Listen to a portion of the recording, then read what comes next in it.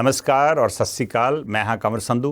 अज दे show की overview च तुहाडा सब का स्वागत। अज मीडिया दियां सुर्खियां वाले मसलिਆਂ तो हट के पंजाब की नवीं खेतीबाड़ी पॉलिसी की गल करूँगा। पंजाब च भगवंत मान सरकार ने नवीं खेतीबाड़ी पॉलिसी बनाने वास्ते किसानां नाल मिलनियां मीटिंग्स का सिलसिला शुरू किया है। खेतीबाड़ी नीति तैयार करने लई एक 11 मैंबरी कमेटी का भी गठन किया है।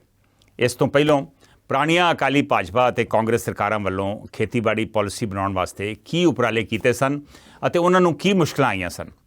हुण बनाई जा रही पॉलिसी दे की हन टीचे। धरती का हेठला पानी बचाउण लई पंजाब च झोने का किस तरह का बदल लभण की लोड़ है। केंद्र की मदद तो बिना की पंजाब की सूबा सरकार होर फसलों लई वाजिब मुल देण दे योग है। कुछ माहरां दा विचार है कि पंजाब के विकास लई सहकारता मॉडल कोऑपरेटिव्स नूं बढ़ावा देण दी लोड़ है। सहकारता मॉडल नूं किवें संभव बनाया जाए। बहुत सारे सवाल ने जिन्हां दा जवाब शायद नवीं खेतीबाड़ी नीति विच लभेगा। पर कदों आऊगी ये पॉलिसी? शुरू करते हैं पहलियां सरकारां तो। अपने आप नूं किसान हितैषी कहण वाली अकाली दल सरकार ने खेतीबाड़ी पॉलिसी लियाउण लई की उपराले कीते सन। ये सही आ कि अकाली दल की जिहड़ी सरकार सी, प्रकाश सिंह बादल की जिहड़ी सरकार सी, वो अपने आप नूं किसान हितैषी दसदी सी और उन्होंने अपने समय दे विच कई किसानां दे हित दे विच फैसले भी कीते, इहदे च कोई शक नहीं। पर कोई एग्रीकल्चर पॉलिसी, खेतीबाड़ी पॉलिसी नहीं वो अकाली दल सरकार जिहड़ी है नहीं लिया सकी। इनफैक्ट जिहड़ा अजकल मुफ्त बिजली मिलती है ट्यूबवैलां नूं, यह सिलसिला प्रकाश सिंह बादल ने ही 1997-98 ਦੇ ਵਿੱਚ ਜਦੋਂ ਉਹ सत्ता 'ਚ ਆਏ ਸੀ ਉਦੋਂ ਉਹਨਾਂ ने शुरू ਕੀਤਾ ਸੀ। उस ਵੇਲੇ ਕੋਈ बहुत ज़्यादा इन्ने ट्यूबवैल नहीं सी जिन्ने ਅੱਜ ਆ और उदों सिर्फ 700-800 ਕਰੋੜ ਦੀ ਸਬਸਿਡੀ ਦੇਣੀ ਪੈਂਦੀ ਸੀ, ਜਿਹੜੀ ਹੁਣ ਆਲਮੋਸਟ 8-10 ਹਜ਼ਾਰ ਕਰੋੜ ਰੁਪਏ ਦੀ ਸਬਸਿਡੀ ਜਿਹੜੀ ਆ ਉਹ ਦੇਣੀ ਪੈਂਦੀ ਆ। ਸੋ ਉਦੋਂ ਤੋਂ ਇਹ ਸਿਲਸਿਲਾ ਸ਼ੁਰੂ ਹੋਇਆ और ਕੋਈ ਵੀ ਸਰਕਾਰ ਜ਼ਰੂਰਤ नहीं कर सकी भी इस सिलसिले ਨੂੰ हटा सके, इनू चेंज कर सके या ये कोई बदल लिया जा सके। मैं जिवें दस्सिया कि बादल सरकार ने खेतीबाड़ी नीति नहीं कोई लियांदी। हालांकि जो 2012 दे विच दोबारा सत्ता च आई अकाली दल बादल ते भाजपा सरकार, उन्होंने कोशिश जरूर की सी। उस वेले डॉक्टर GS कालकट सीगे पंजाब फार्मर्स कमिशन के चेयरमैन। उन्हां दी अगवाई हेठ एक कमेटी 10 मैंबरी कमेटी का गठन किया सी। उहदे दोवें जिहड़े वाइस चांसलर ने PAU लुधियाना दे ते गढ़वासू दे, उन्हां नूं उहदा मैंबर बनाया और उस वेले उहदे मैंबर सैकटरी सीगे BS सिद्धू उस वेले मिल्कफैड दे चेयरमैन सीगे ते फार्मर्स कमिशन दे सैकटरी भी सीगे। कुछ माहर जिहड़े सी वो भी इस कमेटी दे विच रखे गए और इन्हां ने फिर 2013 ਦੇ ਵਿੱਚ अपनी रिपोर्ट सबमिट की। ਉਹਦੇ 10-12 ਹਿੱਸੇ ਸੀਗੇ ਜਿਨ੍ਹਾਂ ਦੇ ਵਿੱਚ ਇਹ ਰਿਪੋਰਟ ਜਿਹੜੀ ਹੈ सबमिट ਹੋਈ। ਜਿਹੜੀਆਂ ਸੁਝਾਅ ਸੀ ਉਹਦੇ ਚੋਂ ਮੁੱਖ ਸੁਝਾਅ ਇਹੋ ਹੀ ਸੀ ਵੀ ਝੋਨੇ ਦੀ ਕਾਸ਼ਤ ਜਿਹੜੀ ਆ ਉਹ ਘਟਾਈ ਜਾਵੇ। ਉਹਨਾਂ ਦਿਨਾਂ ਦੇ ਵਿੱਚ ਕਰੀਬ 28 ਲੱਖ ਹੈਕਟੇਅਰ, ਇੱਕ ਹੈਕਟੇਅਰ ਜਿਹੜਾ ਵਾ 2.5 ਏਕੜ ਦਾ ਹੁੰਦਾ ਵਾ, 28 ਲੱਖ ਹੈਕਟੇਅਰ ਦੇ ਵਿੱਚ ਝੋਨਾ ਉਗਾਇਆ ਜਾਂਦਾ ਸੀ ਪੰਜਾਬ ਦੇ ਵਿੱਚ, ਉਹਦੀ ਕਾਸ਼ਤ ਹੁੰਦੀ ਸੀ। ਔਰ ਉਹਨਾਂ ਨੇ ਸਿਫਾਰਿਸ਼ ਕੀਤੀ ਸੀ ਵੀ ਸਿਰਫ ਇਹਨੂੰ ਘਟਾ ਕੇ 16 ਲੱਖ ਹੈਕਟੇਅਰ ਦੇ ਵਿੱਚ ਝੋਨਾ ਰਹਿਣ ਦਿੱਤਾ ਜਾਵੇ ਤੇ ਬਾਕੀ ਫਸਲਾਂ ਜਿਹੜੀਆਂ ਵਾ ਝੋਨੇ ਦੀ ਥਾਂ ਤੇ ਉਹ ਉਗਾਈਆਂ ਜਾਣ, ਉਹਨਾਂ ਨੂੰ बढ़ावा ਦਿੱਤਾ ਜਾਵੇ। ਇਹ ਉਸ ਵੇਲੇ ਦੀ ਮੁੱਖ ਸਿਫਾਰਿਸ਼ ਜਿਹੜੀ ਸੀ ਇਹ ਉਹ ਸੀ। ਜਿਹੜੀਆਂ ਬਾਕੀ ਕ੍ਰੌਪਸ ਜਿਨ੍ਹਾਂ ਦਾ ਉਹਨਾਂ ਨੇ ਕਿਹਾ ਵੀ ਜਿਨ੍ਹਾਂ ਨੂੰ बढ़ावा ਦੇਣ ਦੀ ਲੋੜ ਆ ਉਹ ਸੀ ਮੱਕੀ, ਦਾਲਾਂ, ਸੋਇਆਬੀਨਸ, ਕਪਾਹ, ਗੰਨਾ, फल फ्रूट वगैरह वगैरह।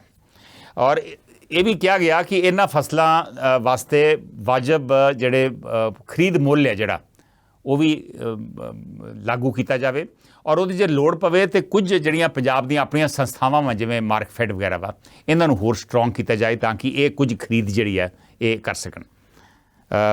इस तो इलावा उन्होंने ये भी कहा गया कि जदों किते कोई बहुत वड्डा कोई कुदरती आफत आ जाती है या कोई घाटा पै जाता वा, फसल खराब हो जाती है, सुंडी लग जाती, कीड़े लग जाते हैं, वो वास्ते एक फंड तैयार की जाए। 5000 करोड़ की फंड भावें वो केंद्र की मदद ली जाए ताकि लोगों जो नुकसान होंदा वा उदों किसानां दी बांह फड़ी जा सके, उन्होंने वो वास्ते मदद की जा सके।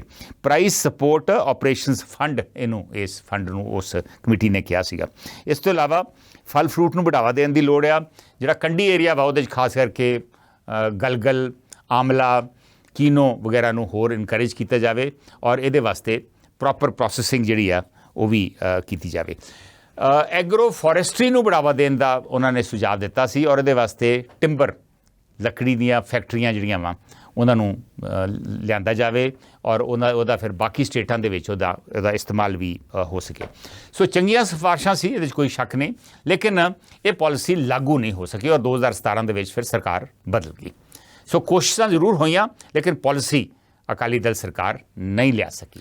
ਹੁਣ ਆਪਾਂ ਨੈਕਸਟ ਇਸ਼ੂ 'ਤੇ ਆਉਂਦੇ ਹਾਂ ਵੀ ਕਾਂਗਰਸ ਨੇ ਪਹਿਲਾਂ ਇਸ ਪਾਲਿਸੀ ਲਿਆਉਣ ਵਾਸਤੇ ਕੀ ਕੀਤਾ। ਨੈਕਸਟ ਇਸ਼ੂ 'ਤੇ ਆਓ ਜੀ। ਅਮਰਿੰਦਰ ਸਿੰਘ ਦੀ ਕਾਂਗਰਸ ਸਰਕਾਰ ਨੇ ਖੇਤੀਬਾੜੀ ਖੇਤਰ ਨੂੰ ਬੜਾਵਾ ਦੇਣ ਲਈ ਕੀ ਕੀਤੇ ਸਨ ਯਤਨ। ਅਮਰਿੰਦਰ ਸਿੰਘ ਸਰਕਾਰ ਨੇ ਸਭ ਤੋਂ ਵੱਡੀ ਜਿਹੜੀ ਪ੍ਰਾਪਤੀ ਮੈਂ ਕਹੂੰਗਾ ਜਾਂ ਹਾਲੀ ਲੋਕੀ ਉਹਦੇ ਨਾਲ ਸੰਤੁਸ਼ਟ ਨਹੀਂ ਸਨ। 2017 ਚੋਣਾਂ ਦੇ ਵਿੱਚ ਉਹਨਾਂ ਨੇ ਵਾਅਦਾ ਕੀਤਾ ਸੀ ਕਾਂਗਰਸ ਸਰਕਾਰ ਨੇ ਕਿ ਜਦੋਂ ਅਸੀਂ ਸੱਤਾ 'ਚ ਆ ਗਏ ਅਸੀਂ ਕਿਸਾਨਾਂ ਦਾ ਜਿਹੜਾ ਕਰਜ਼ਾ ਵਾ ਉਹ ਮਾਫ ਕਰਾਂਗੇ। ਕਰਜ਼ਾ ਤਾਂ ਕਾਫੀ ਸੀਗਾ, ਆਲਮੋਸਟ 1 ਲੱਖ ਕਰੋੜ ਦੇ ਕਰੀਬ ਕਰਜ਼ਾ ਸੀ। ਉਹਦੇ 'ਚੋਂ ਜਿਹੜੇ ਕ੍ਰੌਪ ਲੋਨ ਔਰ ਸਰਕਾਰੀ ਕੋਆਪਰੇਟਿਵ ਬੈਂਕਾਂ ਦਾ ਹੀ ਕਰਜ਼ਾ ਕਰੀਬ 60,000 ਕਰੋੜ ਦੇ ਕਰੀਬ ਸੀਗਾ। ਸੋ ਇਹ ਸਿਲਸਿਲਾ ਹੌਲੀ ਹੌਲੀ ਸ਼ੁਰੂ ਕੀਤਾ ਲੇਕਿਨ ਟੋਟਲ ਉਹ 5,000 ਕਰੋੜ ਦਾ ਕਰਜ਼ਾ ਜਿਹੜਾ ਵਾ ਮਾਫ ਕਰ ਸਕੇ। ਹਾਲਾਂਕਿ ਇਹਦਾ ਫਾਇਦਾ ਹੋਇਆ ਕਰੀਬ ਆਲਮੋਸਟ 5.5 ਲੱਖ ਕਿਸਾਨਾਂ ਨੂੰ।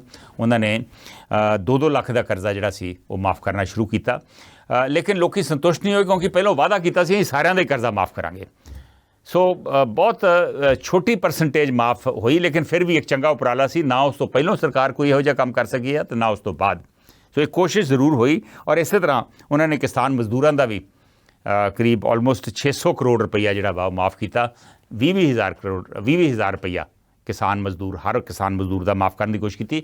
ਇਹਦਾ ਵੀ ਫਾਇਦਾ ਕਰੀਬ ਆਲਮੋਸਟ 2.5-3 ਲੱਖ ਕਿਸਾਨ ਮਜ਼ਦੂਰਾਂ ਨੂੰ ਹੋਇਆ। ਲੇਕਿਨ ਖੇਤੀਬਾੜੀ ਨੀਤੀ ਲਿਆਉਣ ਦੀ ਅਮਰਿੰਦਰ ਸਿੰਘ ਨੇ ਵੀ ਕੋਸ਼ਿਸ਼ ਕੀਤੀ ਪਰ ਉਹ ਲਿਆ ਨਹੀਂ ਸਕੇ। ਜਿਵੇਂ ਬਾਦਲ ਸਰਕਾਰ ਨੇ ਇੱਕ ਫਾਰਮਰਸ ਕਮਿਸ਼ਨ ਨੂੰ ਇਹ ਕੰਮ ਦਿੱਤਾ ਸੀ ਵੀ ਤੁਸੀਂ ਖੇਤੀਬਾੜੀ ਨੀਤੀ ਲਿਆਓ। ਸੋ ਉਦੋਂ ਜਿਹੜੀ ਨਵਾਂ ਫਾਰਮਰਸ ਕਮਿਸ਼ਨ ਬਣਿਆ ਉਹਨੂੰ ਇਹ ਕੰਮ ਦਿੱਤਾ ਗਿਆ।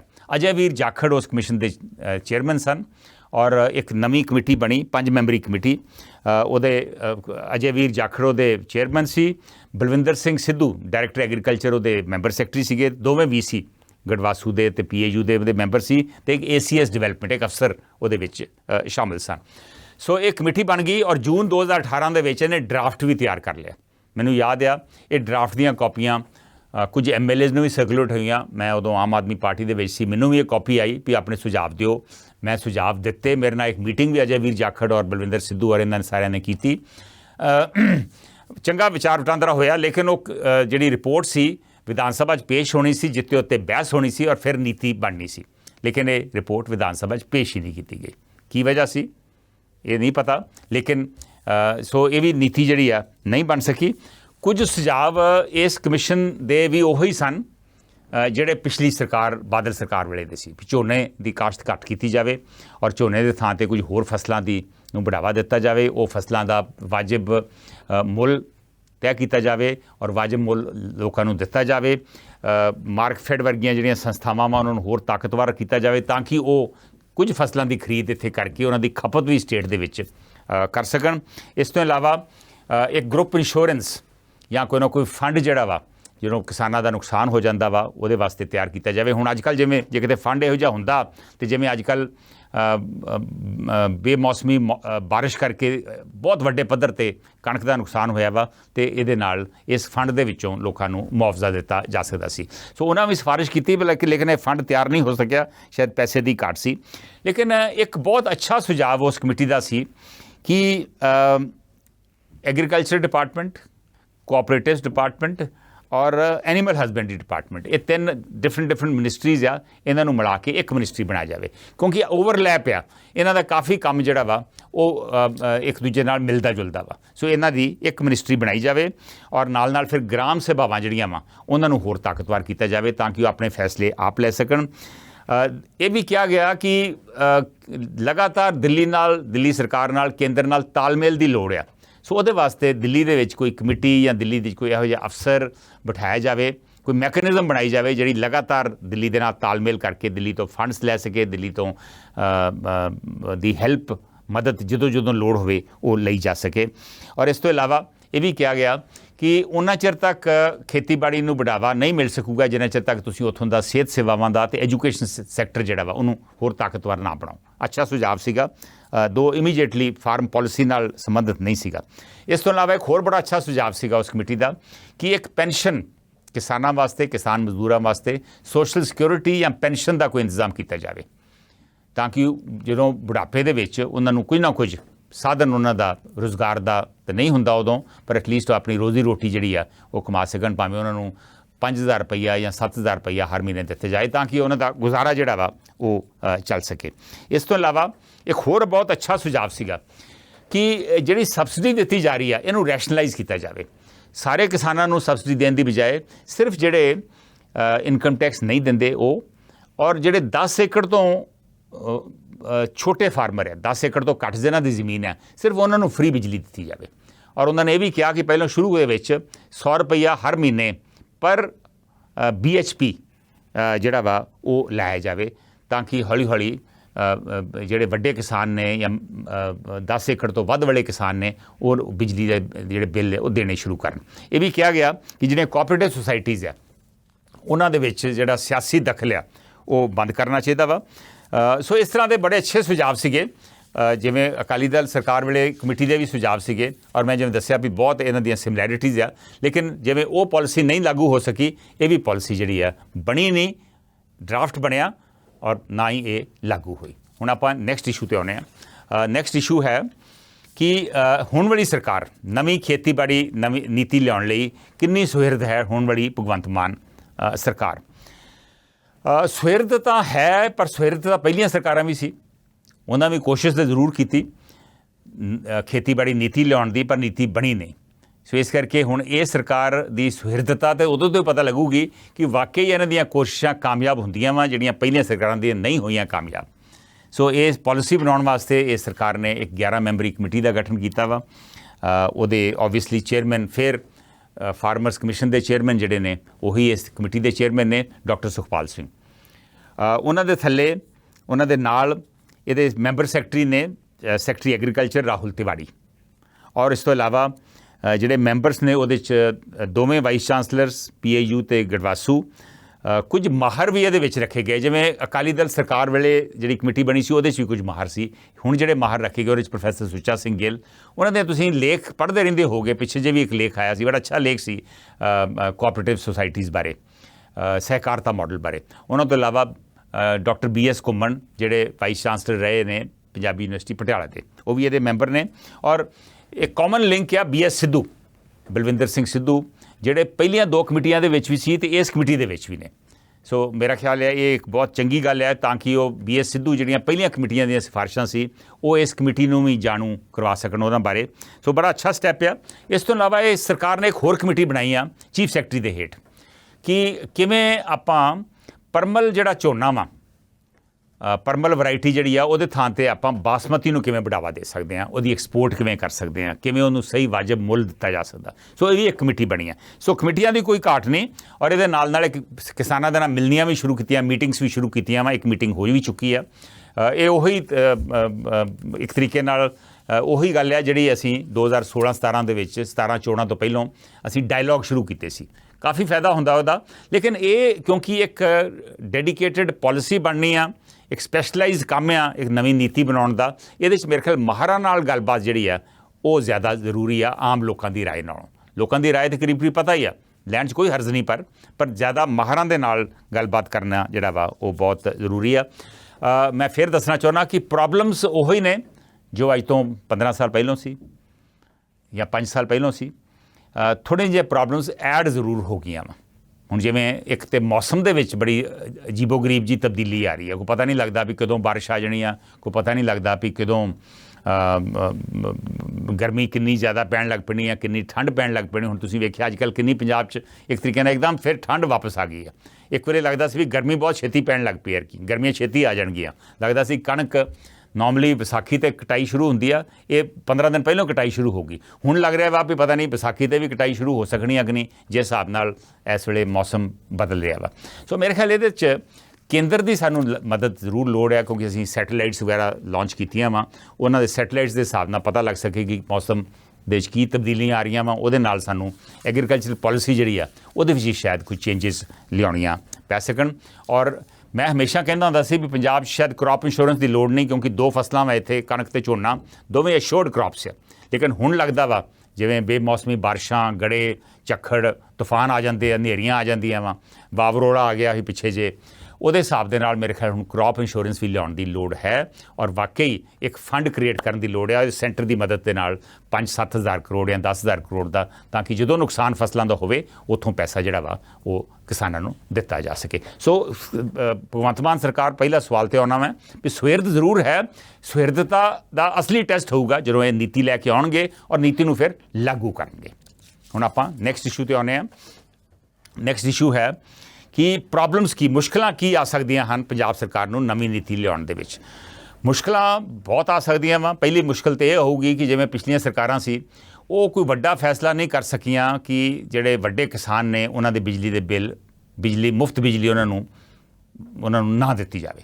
ਇੱਕ ਬੜਾ ਵੱਡਾ ਫੈਸਲਾ ਵਾ। ਸਿਫਾਰਿਸ਼ਾਂ ਪਿਛਲੀ ਜਿਹੜੀ ਕਮੇਟੀ ਬਣੀ ਸੀਗੀ, ਫਾਰਮਰਸ ਕਮਿਸ਼ਨ ਦਾ ਵੀ ਇਹ ਸਿਫਾਰਿਸ਼ ਸੀ, ਲੇਕਿਨ ਉਹ ਲਾਗੂ ਨਹੀਂ ਕਰ ਸਕੇ, ਕਿਉਂਕਿ ਇਹ ਪੋਲੀਟੀਕਲ ਡਿਸੀਜਨ ਹੋਊਗਾ। ਤੁਹਾਨੂੰ ਲੱਗਦਾ ਵੀ ਕਿਤੇ ਇਹ ਨਾ ਹੋਣ ਵੀ ਵੋਟਾਂ ਖੁੱਸ ਜਾਣ। ਸੋ ਇਹ ਸਰਕਾਰ ਫੈਸਲਾ ਲੈ ਸਕੂਗੀ ਕਿ ਨਹੀਂ। ਦੂਜੀਆਂ ਕਾਫੀ ਚੀਜ਼ਾਂ ਜਿਹੜੀਆਂ ਵਾ ਉਹ ਸੈਂਟਰ 'ਤੇ ਨਿਰਭਰ ਆ। MSP ਰਜੀਮ ਜਿਹੜੀ ਆ ਸੈਂਟਰ ਖਰੀਦ ਕਰਦੀ ਆ। ਸੋ ਹੁਣ ਸੈਂਟਰ ਵੱਲੋਂ ਸਾਨੂੰ ਕਿੰਨੀ ਕੁ ਮਦਦ ਮਿਲੂਗੀ ਦਾਲਾਂ ਖਰੀਦਣ ਵਾਸਤੇ, ਸਰੋਂ ਖਰੀਦਣ ਵਾਸਤੇ, ਮੱਕੀ ਖਰੀਦਣ ਵਾਸਤੇ, ਉਹ ਵੀ ਇੱਕ ਬਹੁਤ ਵੱਡਾ ਸਵਾਲ ਆ। ਸੋ ਔਰ ਫਿਰ ਜੇ ਆਪਾਂ ਕਹੀਏ ਵੀ ਅਸੀਂ ਫਲ ਫਰੂਟ ਵੱਲ ਬੜਾਵਾ ਦੇਣਾ ਵਾ, ਅਤੇ ਉਹਦੇ ਲਈ ਫੂਡ ਪ੍ਰੋਸੈਸਿੰਗ ਲਿਆਉਣ ਦੀ ਲੋੜ ਹੈ।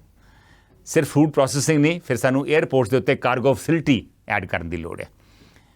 ਅੰਮ੍ਰਿਤਸਰ ਏਅਰਪੋਰਟ ਬਣਿਆ ਵਾ, ਚੱਲਦਾ ਵਾ, ਬਹੁਤ ਅੱਛਾ ਏਅਰਪੋਰਟ ਹੈ। ਚੰਡੀਗੜ੍ਹ ਵੀ ਏਅਰਪੋਰਟ ਬਣ ਗਿਆ ਵਾ। ਦੋਵਾਂ ਥਾਵਾਂ 'ਤੇ ਜੇ ਕਾਰਗੋ ਫੈਸਿਲਿਟੀ ਪ੍ਰੋਪਰ ਹੋ ਜੇ, ਐਕਸਪੋਰਟ ਵੀ ਹੋ ਸਕਦੀ ਹੈ। ਔਰ ਫਿਰ ਸਾਨੂੰ ਸੈਂਟਰ 'ਤੇ ਇਹ ਵੀ ਡਿਪੈਂਡ ਕਰਨਾ ਪੈਣਾ ਵਾ ਕਿ ਵਾਹਗਾ ਦਾ ਬਾਰਡਰ ਜਿਹੜਾ ਪਾਕਿਸਤਾਨ ਨਾਲ ਖੁੱਲ੍ਹ ਸਕੇ, ਤਾਂ ਕਿ ਪਾਕਿਸਤਾਨ, ਅਫਗਾਨਿਸਤਾਨ, ਈਰਾਨ ਇੱਧਰ ਨੂੰ ਲੈਂਡ ਰੂਟ ਦੇ ਜ਼ਰੀਏ ਅਸੀਂ ਐਕਸਪੋਰਟ ਆਪਣੀਆਂ ਫਸਲਾਂ ਦੀ ਜਿਹੜੀਆਂ ਫਾਲਤੂ ਚੀਜ਼ਾਂ ਵਾ ਉਹਨਾਂ ਦੀ ਅਸੀਂ ਕਰ ਸਕੀਏ। ਸੋ ਸੈਂਟਰ ਦੀ ਮਦਦ ਤੋਂ ਬਿਨਾਂ ਨਵੀਂ ਪਾਲਿਸੀ ਲਾਗੂ ਕਰਨੀ ਜਿਹੜੀ ਆ ਕਾਫੀ ਮੁਸ਼ਕਿਲ ਹੋਊਗੀ।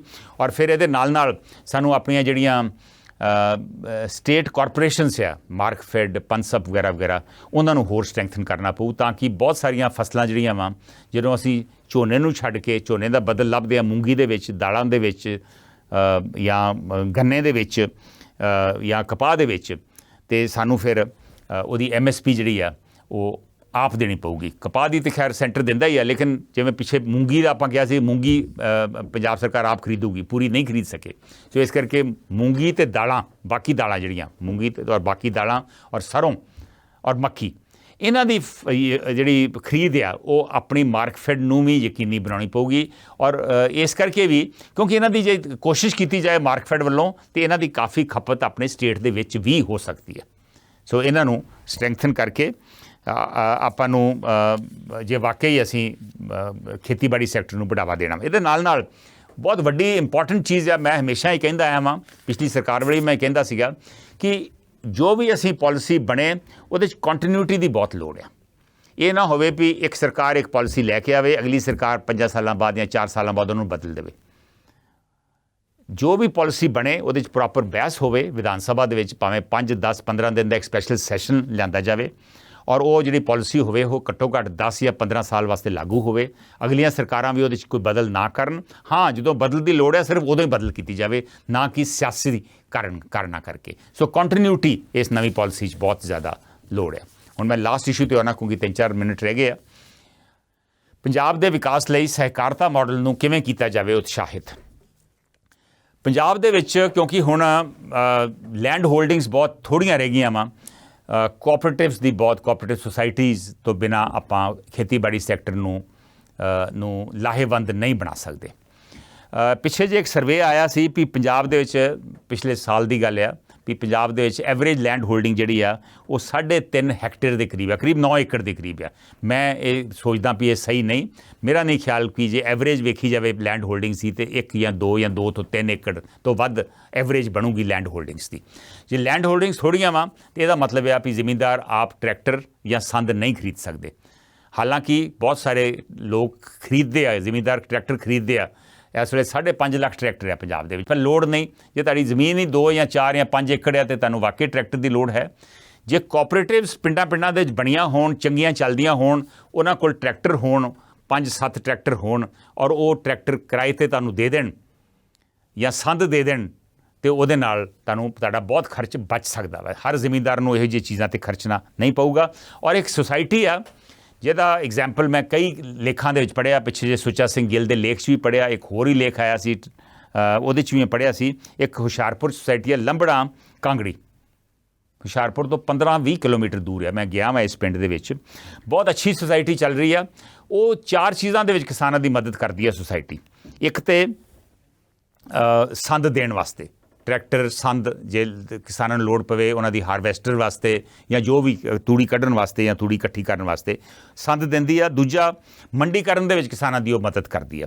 ਇਸ ਤੋਂ ਇਲਾਵਾ ਬਾਇਓਗੈਸ ਪਲਾਂਟ ਲੱਗਾ ਪਿੰਡ ਦੇ ਵਿੱਚ, ਲੋਕਾਂ ਨੂੰ ਗੈਸ, ਲੋਕਾਂ ਤੋਂ ਗੋਹਾ ਖਰੀਦਦੀ ਆ, ਕੀਮਤ ਦਿੰਦੀ ਆ ਔਰ ਉਸ ਤੋਂ ਬਾਅਦ ਉਹਨੂੰ ਗੈਸ ਦਿੰਦੀ ਆ ਬੜੇ ਥੋੜ੍ਹੇ ਜਿਹੇ ਰੇਟ ਦੇ ਉੱਤੇ। ਸੋ ਗੈਸ ਵੀ ਲੋਕਾਂ ਨੂੰ ਕੁਕਿੰਗ ਗੈਸ ਮਿਲ ਗਈ, LPG ਦੀ ਲੋੜ ਨਹੀਂ। ਔਰ ਉਸ ਤੋਂ ਇਲਾਵਾ ਐਂਬੂਲੈਂਸ ਵੀ ਆ ਵੀ ਜੇ ਪਿੰਡ ਦੇ ਵਿੱਚ ਕੋਈ ਬਿਮਾਰ ਹੋ ਜਾਏ ਤਾਂ ਐਂਬੂਲੈਂਸ ਜ਼ਰੀਏ ਉਹਨੂੰ ਹਸਪਤਾਲ ਪਹੁੰਚਾਇਆ ਜਾ ਸਕੇ। ਇਸ ਤੋਂ ਇਲਾਵਾ ਸੋ ਇੱਕ ਤਾਂ ਇਹ ਲੰਬੜਾ ਕਾਂਗੜੀ ਦੀ ਜਿਹੜੀ ਸੁਸਾਇਟੀ ਆ ਉਹਦੇ ਵਾਂਗੂ ਬਾਕੀ ਪਿੰਡਾਂ ਦੇ ਵਿੱਚ ਵੀ ਸੁਸਾਇਟੀਆਂ ਸੈਟਅਪ ਕਰਨ ਦੀ ਲੋੜ ਆ। ਇਸ ਤੋਂ ਇਲਾਵਾ ਕੁਝ ਤਬਦੀਲੀਆਂ ਵੀ ਕਰਨ ਦੀ ਲੋੜ ਹੈ। ਜਿਹੜੀ ਪੰਜਾਬ ਕੋਆਪਰੇਟਿਵ ਸੁਸਾਇਟੀ ਐਕਟ ਹੈ 1961 ਦੀ ਬਣੀ ਆ, ਉਹਦੇ 'ਚ ਤਬਦੀਲੀ ਕਰਨ ਦੀ ਲੋੜ ਹੈ। ਉਹਦੇ 'ਚ ਅਫਸਰਸ਼ਾਹੀ ਹਾਵੀ ਆ। ਅਸਿਸਟੈਂਟ ਰਜਿਸਟਰਾਰ ਜਿਹੜਾ ਵਾ ਉਹ ਕਿਸੇ ਵੀ ਸੁਸਾਇਟੀ ਨੂੰ ਭੰਗ ਕਰ ਸਕਦਾ। ਇਹ ਪਾਵਰਾਂ ਦੇ ਵਿੱਚ ਨੂੰ ਘਟਾਉਣ ਦੀ ਲੋੜ ਆ। ਇਸ ਤੋਂ ਇਲਾਵਾ ਜਿਹੜਾ ਕਿਸਾਨ ਜਿਹਦੀ ਕੋਈ ਜ਼ਮੀਨ ਹੈ ਨਹੀਂ, ਉਹ ਹੁਣ ਕੋਆਪਰੇਟਿਵ ਸੁਸਾਇਟੀ ਦਾ ਮੈਂਬਰ ਨਹੀਂ ਬਣ ਸਕਦਾ। ਇਹ ਵੀ ਧੱਕਾ ਵਾ। ਬਹੁਤ ਸਾਰੇ ਜ਼ਮੀਨਦਾਰ ਜਿਹੜੇ ਠੇਕੇ 'ਤੇ ਜ਼ਮੀਨ ਲੈਂਦੇ ਆ ਉਹ ਵਿਚਾਰੇ ਮੈਂਬਰ ਨਹੀਂ ਬਣ ਸਕਦੇ। ਸੋ ਜੇ ਉਹ ਠੇਕੇ 'ਤੇ ਜ਼ਮੀਨ ਵਾਹੁੰਦੇ ਆ ਤਾਂ ਉਹਨਾਂ ਨੂੰ ਮੈਂਬਰ ਵੀ ਬਣ ਦੇਣਾ ਚਾਹੀਦਾ ਵਾ। ਸੋ ਮੇਰੇ ਖਿਆਲ ਇਹ ਵੀ ਤਬਦੀਲੀ ਕਰਨ ਦੀ ਲੋੜ ਹੈ। ਇਸੇ ਕਰਕੇ ਜਿਹੜੇ ਦਲਿਤ ਪਰਿਵਾਰ ਨੇ ਬਹੁਤ ਸਾਰੇ, ਉਹ ਵੀ ਇਹਦਾ ਮੈਂਬਰ ਨਹੀਂ ਬਣ ਸਕਦੇ, ਉਹਨਾਂ ਨੂੰ ਵੀ ਇਹਦਾ ਮੈਂਬਰ ਬਣਨ ਦੇ ਕੋਈ ਇੱਕ ਸਪੈਸ਼ਲ ਕਲੌਜ਼ ਉਹਦੇ 'ਚ ਰੱਖਣਾ ਚਾਹੀਦਾ ਵਾ। ਔਰ ਸਰਕਾਰੀ ਆਡਿਟ ਦੇ ਥਾਂ 'ਤੇ ਇੱਕ CA ਜਿਹੜਾ ਚਾਰਟਰਡ ਅਕਾਊਂਟੈਂਟ ਹੁੰਦਾ ਉਹਨਾਂ ਵੱਲੋਂ ਆਡਿਟ ਕਰਾਇਆ ਜਾਵੇ। ਇਹ ਸਰਕਾਰੀ ਇੰਟਰਫੇਰੈਂਸ ਜਿਹੜੀ ਆ ਕੋਆਪਰੇਟਿਵਸ ਦੇ ਵਿੱਚ ਇਹ ਘਟਾਉਣ ਦੀ ਲੋੜ ਆ। ਔਰ ਇਹਨਾਂ ਨੂੰ ਆਟੋਨਮਸ ਖੁਦ ਮੁਖਤਿਆਰੀ ਜਿਹੜੀ ਆ ਉਹ ਇਹਨਾਂ ਨੂੰ ਹੋਰ ਦੇਣ ਦੀ ਲੋੜ ਆ। ਕੋਆਪਰੇਟਿਵ ਮਹਿਕਮੇ ਵੱਲ ਪੰਜਾਬ ਸਰਕਾਰ ਨੂੰ ਧਿਆਨ ਦੇਣਾ ਚਾਹੀਦਾ ਵਾ। ਨਹੀਂ ਤੇ ਕੇਂਦਰ, ਕਿਉਂਕਿ ਇਹ ਕੌਨਕਰੈਂਟ ਲਿਸਟ ਦੇ ਵਿੱਚ, ਸੰਵਿਧਾਨ ਦੀ ਕੌਨਕਰੈਂਟ ਲਿਸਟ ਦੇ ਵਿੱਚ ਇਹ ਸਬਜੈਕਟ ਆ। ਜੇ ਅਸੀਂ ਇਹਨੂੰ ਨਹੀਂ ਕਰਾਂਗੇ ਤਾਂ ਕੇਂਦਰ ਇੰਟਰਫੇਅਰ ਕਰੂਗੀ, ਜਿਵੇਂ ਉਹ ਖੇਤੀ ਬਿੱਲ ਲਿਆ ਰਹੇ ਸੀਗੇ। ਸੋ ਆਪਣਾ ਘਰ ਜਿਹੜਾ ਵਾ ਉਹਨੂੰ ਆਪ ਸੰਭਾਲੀਏ ਔਰ ਚੰਗੀ ਕੋਆਪਰੇਟਿਵ ਸੁਸਾਇਟੀਆਂ ਆਪਣੀਆਂ ਪਿੰਡਾਂ ਦੇ ਵਿੱਚ ਬਣਾਈਏ। ਕੋਆਪਰੇਟਿਵ ਐਕਟ ਦੇ ਵਿੱਚ ਜਿਹੜੀਆਂ ਤਬਦੀਲੀਆਂ ਉਹ ਲਿਆਈਏ ਤਾਂ ਕਿ ਆਪਾਂ ਕੋਆਪਰੇਟਿਵਸ ਦੇ ਜ਼ਰੀਏ ਆਪਣੀ ਖੇਤੀਬਾੜੀ ਸੈਕਟਰ ਨੂੰ ਹੋਰ ਵਧਾਵਾ ਜਿਹੜਾ ਵਾ ਉਹ ਦੇ ਸਕੀਏ। ਇਹਨਾਂ ਸ਼ਬਦਾਂ ਦੇ ਨਾਲ ਮੈਂ ਤੁਹਾਡੇ ਤੋਂ ਇਜਾਜ਼ਤ ਲੈ ਰਿਹਾ। ਮੈਂ ਆਸ ਕਰਦਾ ਹਾਂ ਕਿ ਤੁਹਾਨੂੰ ਵਾਕਈ ਕੋਈ ਚੰਗੇ ਸੁਝਾਅ ਸਾਡੇ ਅੱਜ ਦੀ ਡਿਸਕਸ਼ਨ 'ਚੋਂ ਮਿਲੇ ਹੋਣਗੇ। ਤੁਹਾਡੇ ਸੁਝਾਅ ਦੀ ਵੀ ਸਾਨੂੰ ਇੰਤਜ਼ਾਰ ਆ। ਪਰ ਹੁਣ ਦਿਓ ਮੈਨੂੰ ਇਜਾਜ਼ਤ। ਨਮਸਕਾਰ, ਸਤਿ ਸ਼੍ਰੀ ਅਕਾਲ।